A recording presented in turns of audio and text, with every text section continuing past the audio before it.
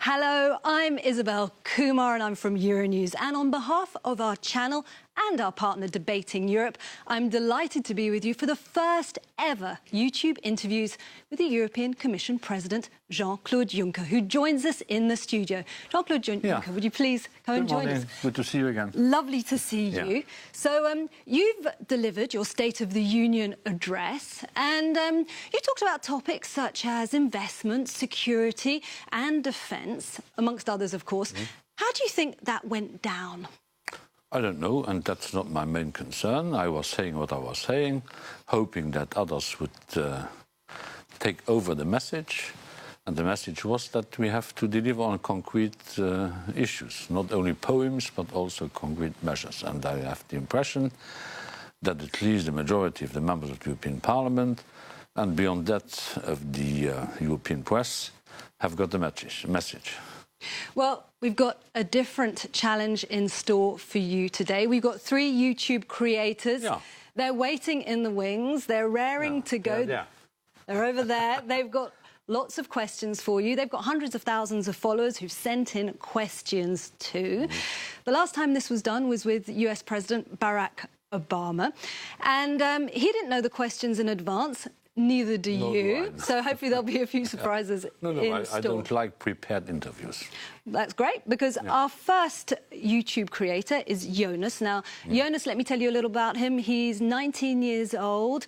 He's got more than 1 million followers on YouTube. He's even published a book about his experiences, and he's from Germany. Now, let me guide you over to Jonas.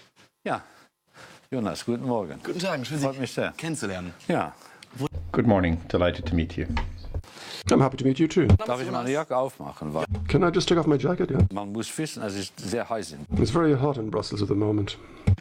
Yes, Jonas is my name, and I have a one-off opportunity to interview the EU Commission President and put a few questions to him, which are of interest not just to me, but also to you out there. I have an opportunity to put some questions about EU policy and about the EU in general. And you will be indeed speaking on behalf of the European community. Thank you very much for giving me this opportunity. Now, you know that I work a lot with social media. My first... Politics is not business. Sie beschäftigen sich. Yes, but of course you do deal with politics on a daily basis. I'd like to know what you feel about social media. I'm not a very close follower of the social media. I have to say I don't have the time. Sometimes I do take a look at what's happening. A lot of things there are things I like because you can read what people are thinking, and there's a lot I don't like, in fact, because the kind of stuff that you get there sometimes, which is miles from reality. Social media, of course, reach huge numbers of people, particularly young people, and that's a very good transition to my next question. It gives me the opportunity to put a couple of questions for you, and we have 2 other YouTubers from Poland and France who would also like to take this opportunity. We'd like to know why you see a need now to get through to so many young people. I've always acknowledge the need to do that. What we're doing here now today is your idea, not mine, but it's an excellent idea. I'm really happy to be here and be able to talk to you and a lot of other young people, not just young people, of course, but to be in direct contact with people in general. This is a unique opportunity. I think, indeed, this is a very good opportunity, and we hope to get through to many of you out there, and we hope that your questions will get the answers you want.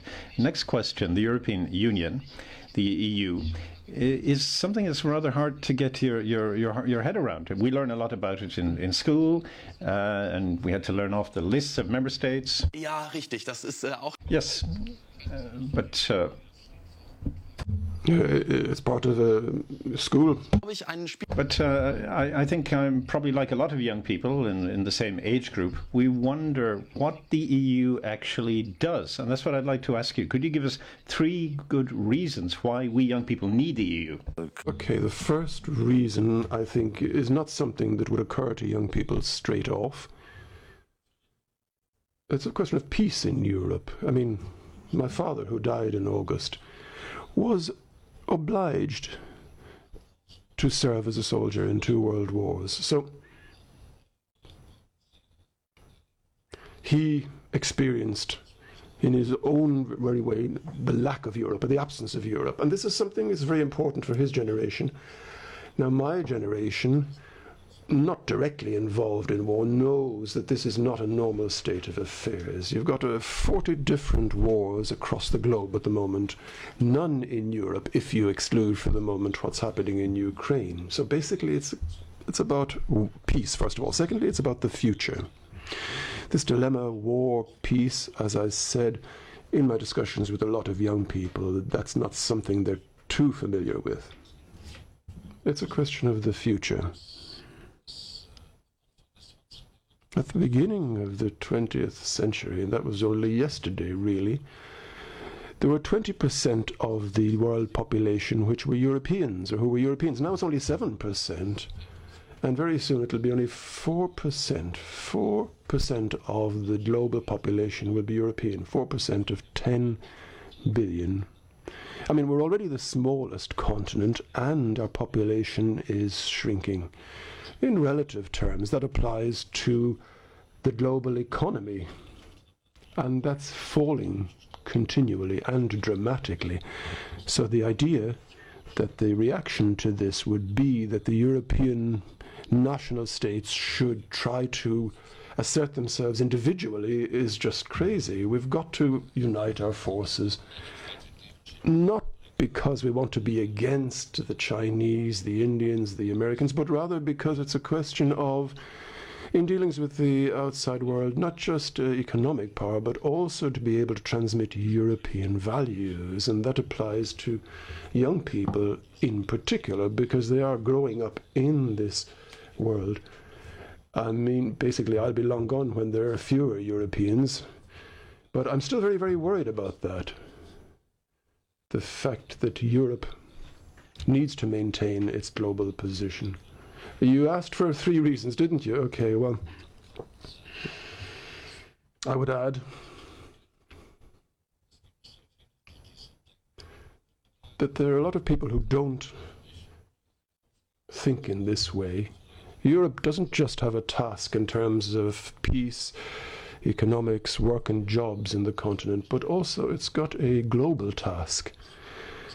Now, as long as this is the case, Europe must continue to make an effort, but the idea that 500,000, several thousand children die every day because they don't have enough food to eat, I mean, as long as that's the case, basically, the revenge of those who don't have enough to eat will reach us someday. A question which often crops up in the networks. In a lot of EU member states, you have the single currency, but when it comes to adopting children or homosexual marriage, that is a matter for each individual member state. So we just wonder why there are some fields where it is decided by each member state individually. Basically, if you look at the European treaties, they do talk about family issues as being a matter for the national member states. But in questions of this type, I am very much in favor of being responsible. I was Prime Minister in Luxembourg, and I remember bringing a draft law into the Parliament to legalize marriage among homosexuals, because I felt that the time had come for this to happen. Sexual discrimination on the basis of sexual orientation cannot be permitted, whether we're talking about homosexual men or women who love one another.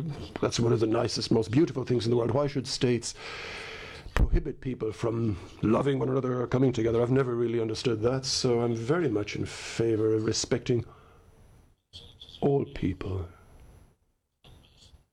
One shouldn't, I think, be so arrogant as to assume that you can impose a policy. You've got to like people and love people in many cases. That's, I think, a very encouraging vision. My next question concerns a rather unfortunate topic, terrorism. This, unfortunately, now affects Europe, and we've seen some shocking pictures from France in recent times. These have affected young people, and they wonder whether, as EU citizens, we need to be afraid of terrorism, be afraid of being affected by terrorist attacks. What is the EU doing?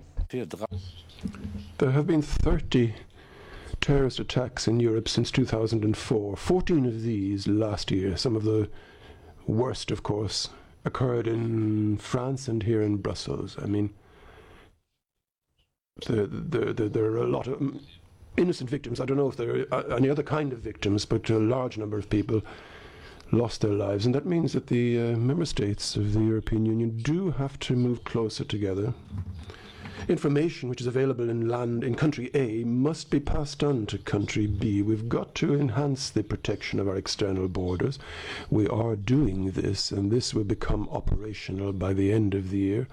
All of the legal work has more or less been completed. We need to know who's coming to Europe and indeed who's leaving Europe and why they are coming to Europe and why they are leaving Europe. We need to know more. Now, I'm not too keen on the idea of the state intervening in every little element of people's private life. It's a question of the influence the state has on individuals' private spheres and intimacy. I'm not too keen on that because part of Europe is respecting people's privacy. So we need to know at the same time who is coming to Europe and what the reasons. This is not prying by the state in any way. It's a question of protecting the citizens. As to your question whether Europeans should fear terror, if it's our task to ensure that they fear this less, then we've got to do just that. Yes, I understand. Next, completely different refugee policy. This is quite controversial in Germany and the rest of Europe. In your speech yesterday, you were saying that people need to show more solidarity and this should come from the heart. A lot of people have a very positive outlook on this, which I think is very encouraging. They want to help, they want to be active. My question is, as an individual, how can you help refugees? I know a lot of people, hundreds and indeed thousands of people in Germany, Luxembourg and elsewhere, who have made the issue of refugees a very personal issue for themselves. A lot of young people between the ages of, say, 15 and 22 who have taken on board refugees at home. I very much admire this. It's not a normal situation. It's not certainly something you can take for granted. I would like to see young people in particular become very, very committed and speak up on this. Very few people are aware of the fact that Europe has been a continent of emigration. If you look at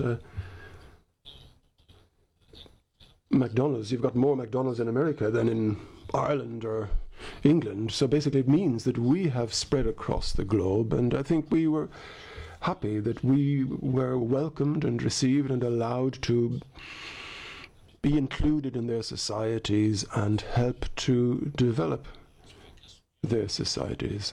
I mean, you've absolutely got to remember why people are fleeing.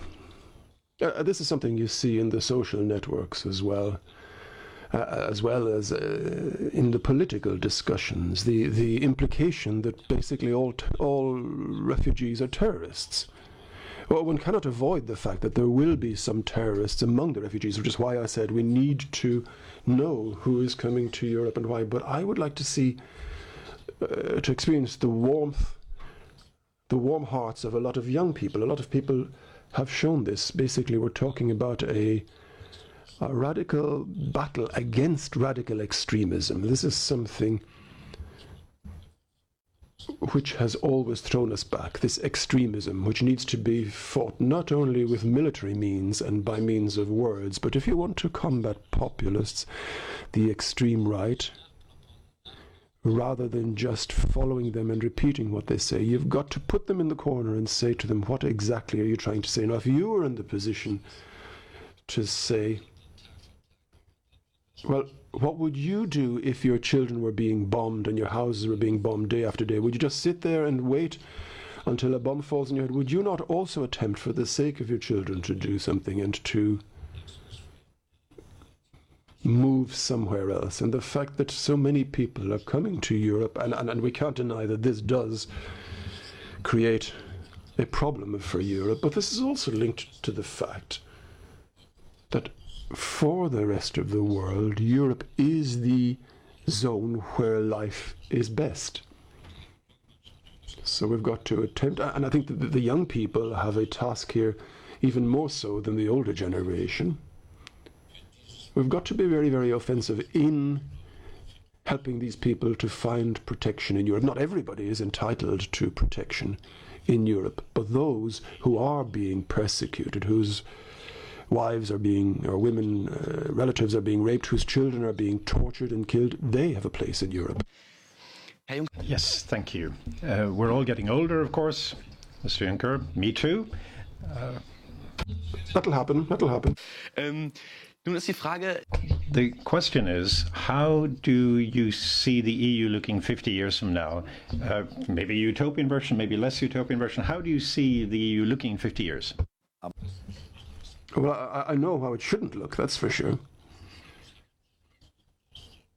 We've got this concept taking us back to the 50s, the post-war era. The idea that the European Union should become the United States of Europe. That's not my concept of things. We're never going to be like the USA. Europe lives on the basis of its diversity, its various landscapes, its national and regional cultures and features, and if you don't see this, an attempt to create a melting pot out of Europe, an integration magma is the expression I used in Parliament the other day. Basically, he's not really taking account of people's sensitivity. So she would move away from this maximized integration concept. It's not going to happen because that's not what people want. I mean, people from Bavaria, the Luxembourgers, Wallonians, Flemings, they want to maintain the identity they have. At the same time, they want to create a sphere of solidarity, a tighter, more robust sphere of solidarity where people can get on together. We need to want to and strive to get on together. And I think in many ways a better Europe is necessary. What we need to do needs to be specified in more comprehensible and conceptual terms. Nobody really understands what's being offered and suggested in Europe, in Brussels and Strasbourg. People tend to live far away from these places, so we need to be able to explain Europe better, but we need more Europe. And a better Europe in terms of, say, common defense. It doesn't make any sense for one country to have to assume all of Europe's defense effort. I mean, if you look at the American election campaign, there are hints there that the Americans are no longer willing to provide Europe's military defense everywhere. At the same time, I'm not somebody who wishes to speak in favor of Europe's increased militarization, but at the same time, it is our responsibility to ensure peace and order on our own continent. And then you've got digital Europe as well. I mean, once again, here we are ensuring that this comes to fruition, but it's a long process. It's going to take us right up to 2025. We want Wi-Fi everywhere. We need to have connectivity, as we say in German, right across Europe to ensure that nobody is excluded from the new technologies and what they offer. This applies to the national member states and the European Union. We've got to be even more resolute in combating youth unemployment, which is terrifyingly high. I mean, we don't want the European continent to be the continent of youth unemployment, and this is one commitment for your generation and people even younger than you. You may be surprised that there are people even younger than you. If all we can promise them is that they will have less prosperity than their children, then we're going to lose. My final question, Mr. Juncker, as President of the European Commission, you're a very experienced politician, but I'm sure you made mistakes like all people do. If there are three things perhaps that you could give young people, what they should do better than your generation, that would be very helpful, I think.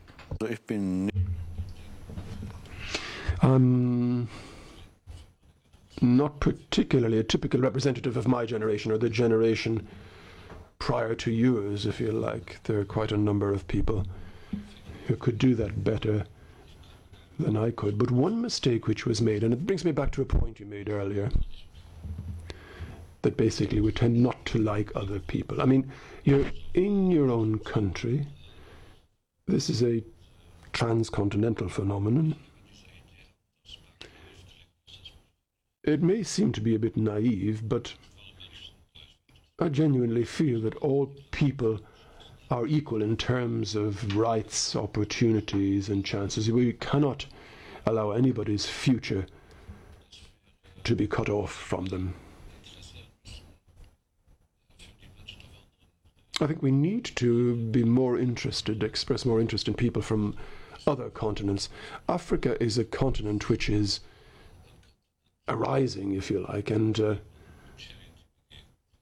it's not just a question of charity. We've got to invest in Africa, and the Commission has made proposals very recently for this. I mean, it's all very well to have a tear in your eye when you think about hunger and refugees and migration, but you've got to go beyond that and actually do something. This is something which the European governments and the European business federations, companies and so on also need to do. They need to invest in Africa, and I think that's something which will shape the future. Very important indeed. Thank you very much, Mr. Juncker. Thank you for answering all my questions. I'm sure there are a lot of other questions as well, but you've given us some very interesting answers. Thank you very much. We appreciate it. Ich muss jetzt aus dem Bild verschwinden. Ja. I've got to move away for a moment. Okay. Again.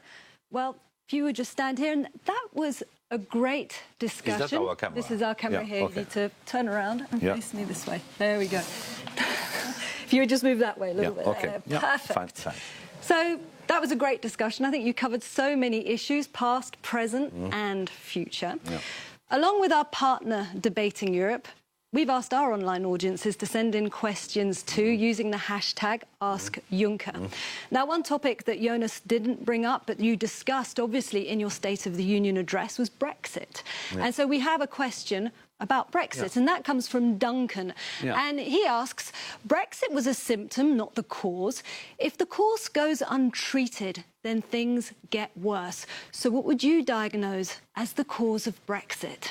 This is a simple and an easy question. Good. Asking for thousands of answers. Of course, Brexit means that something is wrong in Europe. But Brexit means also that something was wrong in Britain. If over 40 years you are explaining to your general public that European Union is stupid, that it is nothing worth, that you have to leave, that the European Union is bringing, as the membership is not any advantages to your populations, you can't be surprised that the day you ask people, do you want to stay or do you want to leave, that a too high number of British in the case we are discussing are expressing the view that it's better to leave. On Europe, there are so many lies, so many half-truths which are circulated around that one cannot be surprised. But I'm not giving to the British vote only that explanation. I do think that there was a European message in this too. Okay. Oh. So we're going to go now to our next young YouTube creator, and it's the lovely Laetietia. Yeah. I'll tell you a little bit about Laetietia. Laetietia is from France, and on her channel she likes to talk about issues such as ecology and recycling. She also took part in a YouTube initiative, Toi-même tu filmes, which was aimed at combating hate speech. Now, Laetietia is in a recreation of her little apartment. Laetietia, bonjour. Bonjour, Monsieur le Président. Good afternoon, President. Please take a seat. I'd like to welcome you to my living room. Those who are looking at us right now need to know that this is not a real living room, but you obviously have had a say in the decor. It's pretty close to the reality. I'd like to thank you, first of all, for meeting me here today. I am absolutely honored and happy because you are at the head of Europe's top institution, and I'm very, very happy to be able to ask you questions on behalf of my community and to represent young people in Europe and young French people. So many thanks for welcoming. My first question is this. Many young Europeans are very sensitive to the environment and the effects of chemical products on our health. On YouTube, for example, I talk about this quite a lot because the environment I grow up in is very important to me. So the question of endocrine disruptors is very, very important.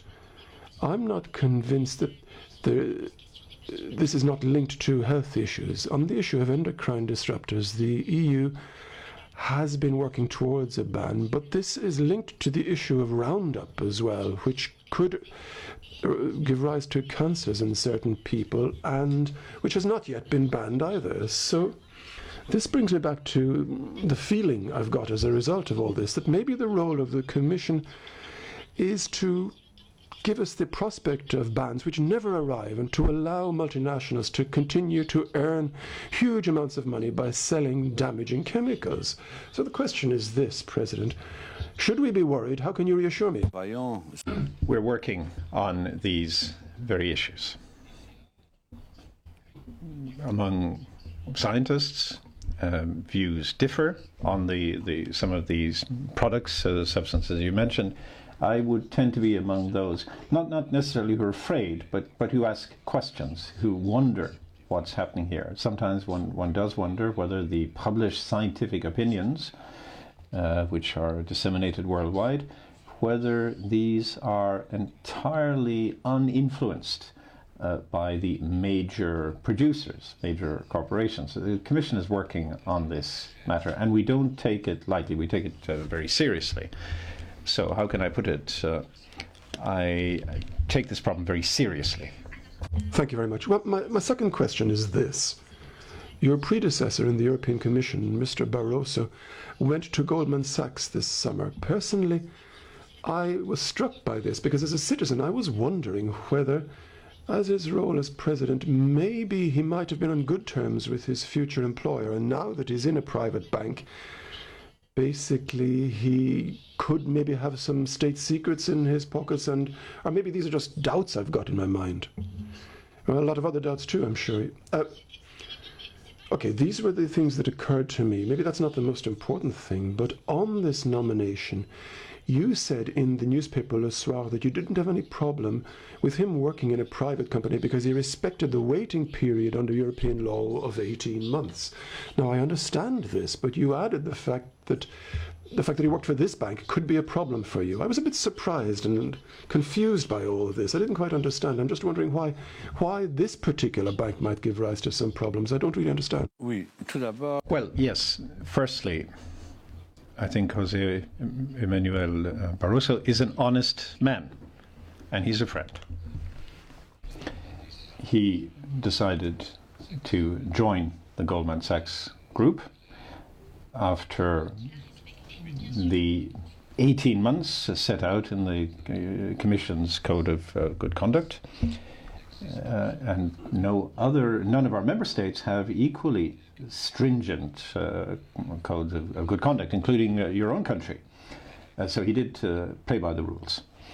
I don't see any major issue with his working in the financial sector. I understood that, but my question was this particular bank. Well, I'll come to the issue of Goldman Sachs. If somebody leaves a major company to become a minister, for example, nobody has a problem with that. As if somebody who was working for a company, a major international company or a major international bank, and they're very well paid for that, if they didn't bring with them all the knowledge and know-how, the reflexes that they've developed over the years working in the private sector, nobody worries about that. But if a politician leaves the world of politics to work in the private sector, which is completely normal in the United States, for example, where you have a constant toing and froing between the public sector and the private sector, people do ask questions about this in Europe. Now, personally, I don't have a problem with his working for a private bank, but maybe not this bank. Goldman Sachs was one of the organizations which knowingly or unknowingly contributed to the enormous financial crisis we had between 2007 and 2009 approximately. So one does wonder about the particular bank that he has ended up working for. Thank you. Now we've got another question. Very recently, over the past few months, people have talked about a lot of revelations, in France in particular, whereby Luxembourg secretly permitted multinationals like McDonald's and Pepsi to repatriate all the profits they had made in European countries and to end up paying, say, 1% in tax. When I was preparing this interview, I was a bit surprised because my husband, who is a small company, pays 33% in tax, and there was a big gap between these two rates. Luckily, you stated that the Commission was going to do what is necessary to ensure that you give priority to this social injustice, and I was happy to hear that. But then I wondered, it may be a bit naive, this question, but basically, are you yourself in the best position to be able to deal with this social injustice? Nothing personal, this is not an attack in any way, but you can please do attack me if you wish to do so. No, certainly, I wouldn't do that, but the question is this. Somebody who was a finance minister of Europe's biggest tax haven for 18 years, giving them the task of fighting tax abuse, is that not like putting a bank robber as a policeman? Well, very often it's said that bank robbers and poachers are among the very best at the service of our police forces.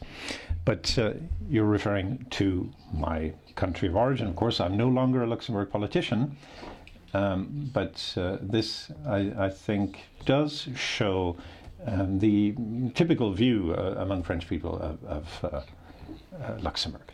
Each country, in reality, is a tax haven for its neighbor. Are you quite sure that, for example, the tax rulings, as they were called, that is arrangements between inland revenue services and companies, are you quite sure that didn't happen in France? I'm not sure at all. It's true. That's why I'm asking you the question. I think it would be worth, indeed, looking into this. But what I can say at this stage is that you won't be very happy with what you discover if you do investigate this closely. But aside from that, I am quite convinced, have been and am still convinced, that we need clear rules on tax issues in Europe. Companies should pay taxes where they make profits. And that is what the Commission, which I preside, is trying to achieve. We take that very seriously, as you will see with the ruling on Apple in Ireland and other such rulings, regardless of which countries or persons may be concerned. And we will see this continue. I never made any decisions on tax rulings for companies in Luxembourg. That was a matter for the tax administration, which doesn't mean that we didn't discuss matters with major companies that wanted to come and set up businesses in Luxembourg. Of course, we had contacts with the major international corporations, but I didn't try to exert any influence on the tax rulings, on tax arrangements of individual companies. I think all those who have been prime ministers or finance ministers, I wish they could all say the same. Thank you very much for having explained this. That does throw some light on it for me, and I will certainly take you up on that and examine the issue. And the next question has been asked by a lot of people in my community. I've got a YouTube channel where I talk a lot about the environment, as you know.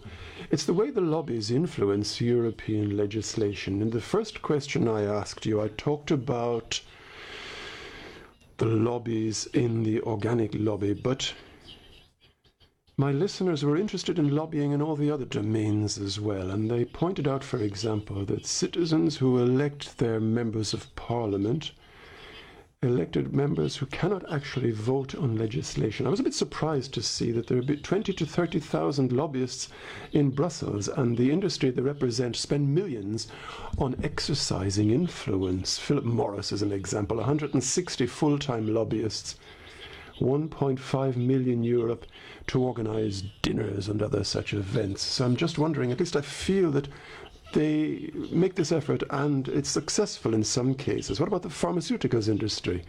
I noted that via various lobby groups, your commission between 2014 and 2015 meet lobbyists up to twice a week. Inevitably, that creates a kind of a working relation which is sustained and maintained by the lobbying groups. I chair a small humanitarian association in France, and we link to organic produce. What about citizens groups like me?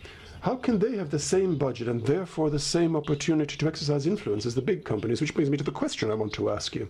I find it difficult to understand or believe that the EU can guarantee the general interest of the people rather than the general interest of business.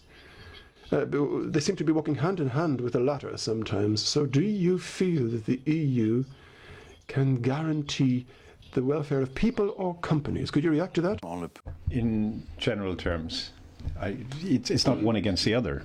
Citizens, consumers, the major pharmaceutical companies or other businesses, they're not against each other. But some of the points you make are quite right. Now, it is true that members of the European Parliament do actually do vote laws, bring new legislation into effect. From the beginning of the term of office of the present Commission, we have been setting out to draw up a transparency registry a very transparent registry of lobbyists. Now, you mentioned that we have meetings two days a week with, or twice a week with lobbyists. How do you know this? It's precisely because we publish this registry. It's put in the public domain.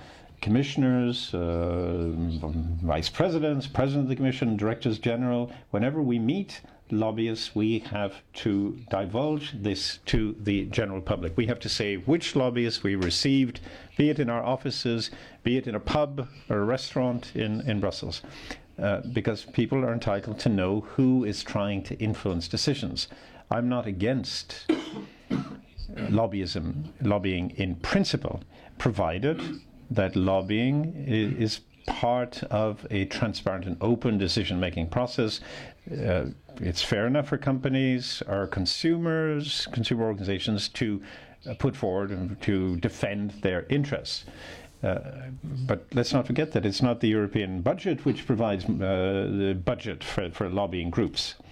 However, we do provide financial support to other lobbying groups, green organizations, for example, or consumer organizations. The key point, I think, is that Europeans are entitled to know who has met whom on what issues. So, if I imagine my position as a citizen, as a young woman, we're looking at a situation where you've got lobbyists with millions of euro to do their lobbying, and the reply is, okay, you can register yourself and declare that you're lobbyists. No, that's not the way it is. No, that's not the way it is. If I, for example, meet with a major banker, I publish that. I make it clear, and those who are following these matters will be aware of whether this business has actually been able to influence the decisions made, the initiatives taken by the European Commission or the European Parliament. I am strongly in favor of transparency, and I'm not their favorite, I can assure you. Let me just reassure you on that point. Yes, indeed, I am reassured. I have been reassured. Okay, well, listen. I have asked you all the questions I've got. We've run out of time, so I'd like to thank you, President, for having played along with this game. Yes, I would love to continue. In fact, yes, indeed. Who decided that we have to stop now? I think time is up, I'm afraid, apparently. I'm not sure that the Commission has decided this. The Commission doesn't decide everything, after all. So, yes, indeed, I'll hand the floor back to my colleague, who is also keen to meet you, President. Many thanks. Thank you very much. And I hope to see you again. Is this your first interview with YouTubers? Yes, but not my last. Okay. Thank you. President Juncker. Now, that was a very interesting and frank discussion with Laetietia. Yeah. Now, along with Euronews and Debating Europe, I'd like to squeeze in a question too that we got in with the hashtag #AskJuncker. Because in your State of the Union address, you evoked the fact that you're very concerned that younger generations could well be poorer than their parents. And this question touches upon that issue. And it's not necessarily a question of poverty, but also of quality of life. And this question is from Lino. And he says, investment doesn't matter if people have low wages, poor working conditions and unsecure contracts. How will you ensure that European economic growth delivers high-quality jobs? The easy answer to this... My questions are always easy. No. The question is more complicated, it seems. It's a competence, as we are saying, of national member states and not so much of the Commission. But having been a Minister of Labour for 17 years, I'm very sensitive to this question, and that's why we did launch, during the mandate of this Commission, a broad consultation on a pillar of social rights for workers, minimal rights for social workers. I do think that, flexibility is from time to time necessary, but over the last 20 years, there is a poison in our social relationships nationally and from a European point of view, and that is that sometimes blind flexibility was introduced in the labour relations. My father was a steelworker. If he had been confronted to labour contracts having to be renewed 6 months after 6 months, so having no security at all as far as the planification of the material part of his life is concerned, I would not have been able to go to university. So I'm very sensitive to this problem of precarity. Is that English? Précarité in French. Precarity, no? Weak relations. Enterprises, companies are asking for security. Workers have the same security too. Okay. Well, these are issues that are going to resonate with our YouTube communities that are represented here. I'd like to introduce you now to Lukazs. Lukazs is from Poland. Yeah. He conducts interviews in his tiny He's very Warsaw... popular in Poland, I'm told. He's very popular, and he conducts interviews in his tiny Warsaw apartment. I will destroy his reputation. Well, and also his TEDx speech, because he also delivered a TEDx speech about going from a dreamer to a doer. Well, you seem to know all about him. Did you know that he met Lady Gaga? No, but it was his decision. Anyway, please let me introduce you to Lukazs. Welcome, Mr. President. Jonas, good to see you. Good to see you. So that's my something like new studio flat. Yeah. Welcome. The environment is changing here. With the beautiful view. Yeah. Aye. So, first of all, let's do some promotion for Can I fuel my engine first? Of course. And then let's do some promotion for my channel. What do you know about my talk show? Do you know anything? I know things I have asked. Because when I'm meeting lobbyists like you, I want to know who the guys are. Okay. And now I have a clear picture. Okay, fantastic. Of what you are doing. Thank you so much. Yeah. When I published a note about having an interview with you, many people reacted to you with a mixed emotion. What is the most common criticism against you, and how do you react to that? You are not speaking about Poland. Sorry?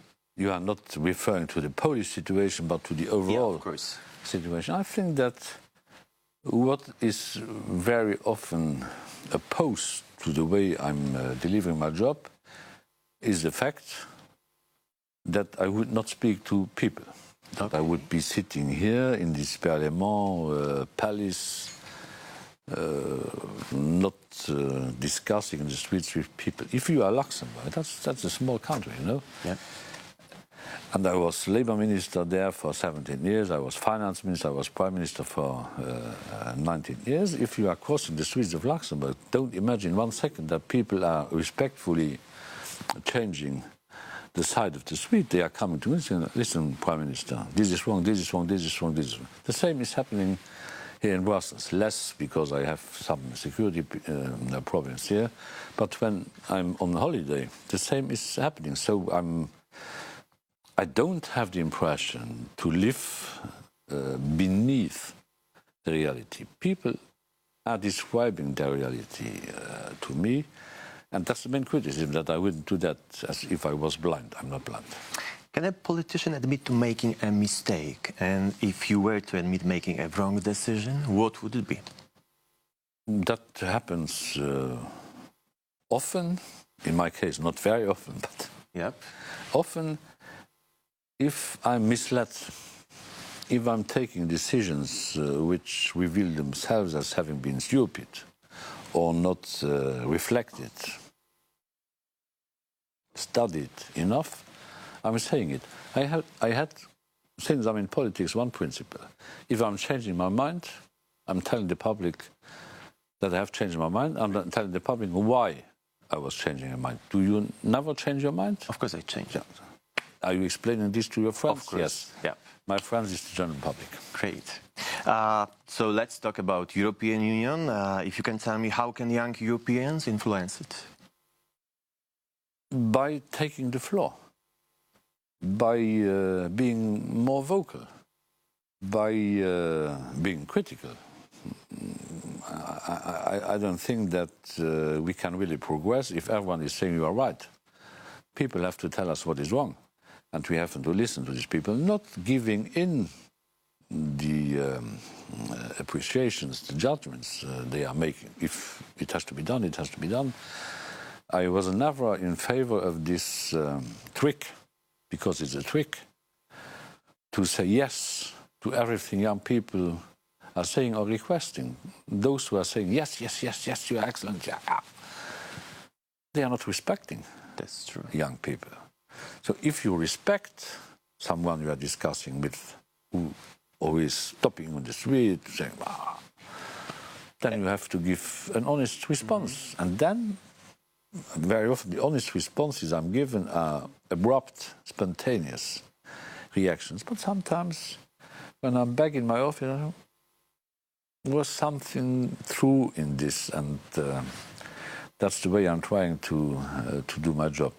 But I'm not hesitating all the time. I mean, of course, you cannot from 8 o'clock in the morning till 10 o'clock in the evening ask yourself if you are okay. You have to take decisions. And what can Brussels do to make education more accessible? But the treaties, I know that young people don't like a reference to treaties, but that's the world I'm living in. The treaties are reserving,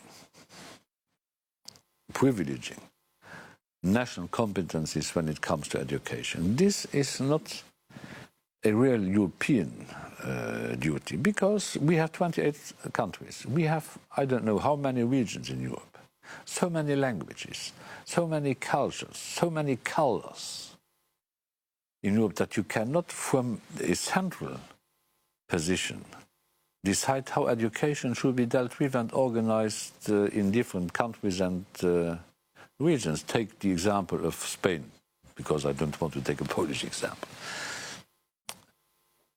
They have the Basques, they have Catalonians, they have the Kingdom of Spain, but things are very different from one region to the other. How can you imagine that in Brussels a commissioner or even the president of the commission could say so many hours for German, so many hours for philosophy, so many hours for sports, so many... That's not possible. So it's a matter for member states. What the European Union can do is to organize, if it's necessary, in a transporting way, the academic cycle of young Europeans. We have this Erasmus program. Millions of young Europeans have been part of this Erasmus program. 1 out of 3 young Europeans having been trained or having been in a system in a training system in a European company is getting a job in that company. We have till now, but that's a collateral effect, 3 million marriages concluded, if I can say so, between those who were part of the Erasmus program. We would like to expand this Erasmus Plus program to apprentices, because it's not only for academics, it's also for apprentices. I have suggested the other day in the European Parliament to create a corps of young European volunteers, because I would like young Europeans to go outside of Europe, to discover the world, to be helpful in a solidarity approach, earthquakes, refugee crisis, things like that. I would like us to have 200,000 people from now to 2020 being part of that solidarity program, because I know that the youngsters are generous. That's a great idea.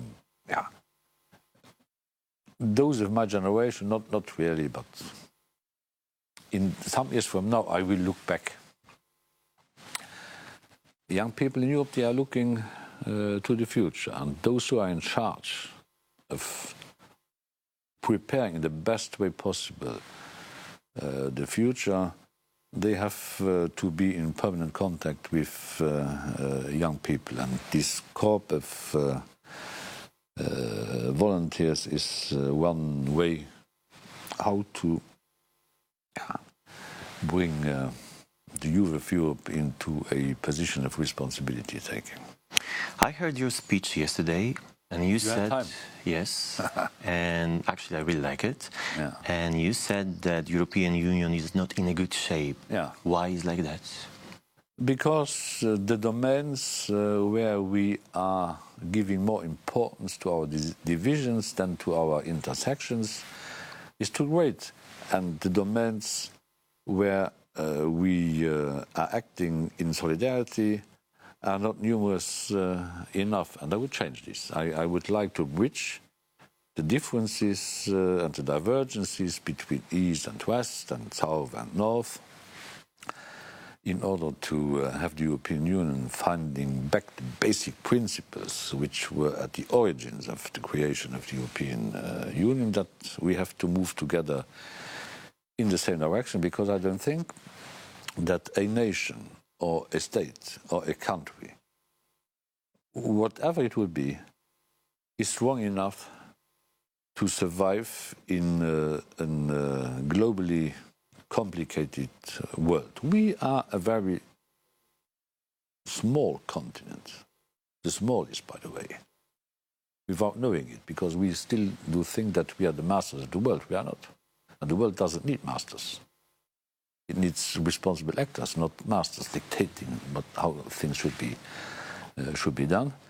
And as we are the smallest continent, we should not invest too much in our differences and divergences, but trying to find a mainstream, a common way, a common channel, how to swim into the direction of the next century, of the next decades.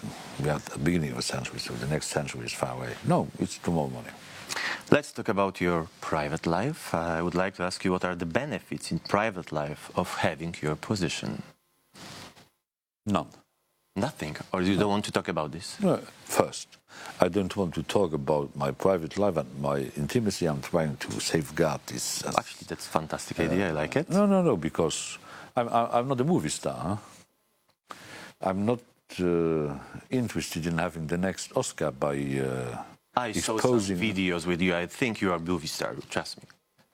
Sometimes you look like a movie star, I think. No, I like other people. That's a different reason. Yeah. I'm embracing and kissing. That's what you are referring to. Did I kiss you? No, not yet. I will kiss you when the camera is... Why not now? Okay, so we have a media coverage. Now you ready? No, but my private life has to be run in a totally separated way from what I'm doing as a president of the Commission. And if I'm allowing others to penetrate, to insert themselves in my private life, people are becoming confused because they don't make no longer the distinction between the public man I am and the private guy I am. I like the private guy, but I don't tell you why. Okay. When you want to talk with some president, what do? Do you just dial them, or is there some procedure? I have the mobile phone numbers of all those. You have or you don't have? I have. Okay. Yeah. Unfortunately, but because these things are ringing from time to time. No. I have a direct, I have to say, personal contact with my colleagues in the European Union and outside the European Union. I know them for, some of them I know them for decades. And I'm not talking to them like prime ministers or presidents are normally talking. That's not my way of doing my job. I have established a personal relation, sometimes rich of conflicts, but nevertheless, in principle, friendly. No. I'm speaking from human being to human being. That's the way to make politics in the interest of those who are observing us. But maybe you can fix an interview with Barack Obama when he's no longer US president. That's my huge dream. Do you want to have his phone? Yes, of course. Yeah. I don't think that this would be a good idea. It would be a good idea to have an interview with him, but I don't think that he wouldn't appreciate it if I would chip his phone number to you. We're going to try later. Thank you so much for the interview. It was really a pleasure to be here. And I would like, because Poland is Poland. Because what? Because Poland is Poland. Yep. To send a message to those who are watching us in Poland. Because very often it is said that Juncker is against Poland and all these things. I said in the European Parliament yesterday that Poland is a great nation. And Poland is a great nation. And I want to have as normal and friendly relations as possible between, how could I say, my institution, the Commission, and Poland. I like the Polish. Thank you so much. Great. Thank you. Thank you so much. Okay. Another kiss. Another kiss. Please join me here. I would like to thank our YouTube creators, Laetietia, Jonas, and Lukazs. Okay, Lukazs. And of course, it was my pleasure. President, Yeah. many thanks for having been with us. If you just join me a little closer. You are moving me here. I'm moving you from here. one corner and our to YouTube the other. creators a bit we closer. So it was an experience I've definitely enjoyed, one we hope to recreate on YouTube and Euronews, of course. But it's not over yet, because if you go to the Debating Europe website, they're building on topics we've discussed today. But in the meantime, thanks so much for having watched us. Could I make a suggestion? Could we have this kind, I wouldn't say ceremony, but serious debate twice a year? Absolutely. Okay. And it's on with camera. yourselves or with others. But I would prefer, you will be there, you are eternal. But I would like to have the same team, if that is possible. We're for it. Yeah. Okay, fine. Guys, and I think we need to take some selfie. Absolutely. Yeah. So smile. Yeah. Are we in? And say, Lukazs, you are the best. Allez, Laetietia. Laetietia is not there. Yeah. Superb. Thank you so much. That was great. Thank you all very much. So we're going to stay here for a few more minutes, I think, until the camera's off. Thanks so much for playing the game. You're wonderful. And all of you.